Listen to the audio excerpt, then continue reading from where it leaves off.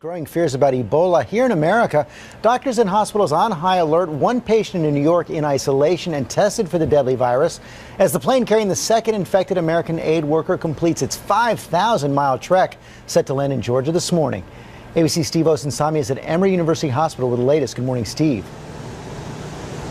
Good morning, George. We've been following this case for a couple days now, watching this very closely. We talked with the EMS unit that is going to be moving this patient from Dobbins Air Force Base to this hospital behind me. They also moved Dr. Brantley here on Saturday. They tell us they're taking extra precautions, wearing gloves and specialized gowns out of an abundance of caution.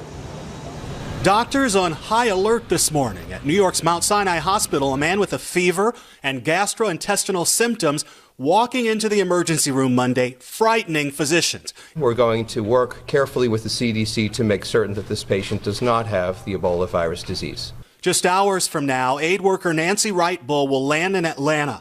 Wright-Bull, the second U.S. patient infected with Ebola to arrive in the U.S., received an experimental drug in the days before her flight. Nancy is able to walk around, and really the good news was that her appetite started to return. The same experimental drug was also given to her colleague and fellow missionary, Dr. Kent Brantley. The sick physician rushed back to the state Saturday. Health officials aren't certain it's the drug that's helping, but friends from his aid group say the results are dramatic.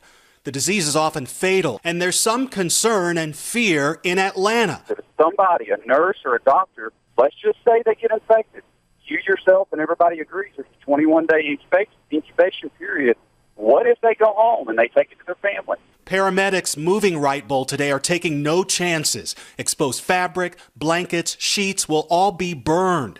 We got to look inside the ambulance, the same one used to move Dr. Brantley. The bleach that I'm smelling is because we're dealing with Ebola. Correct.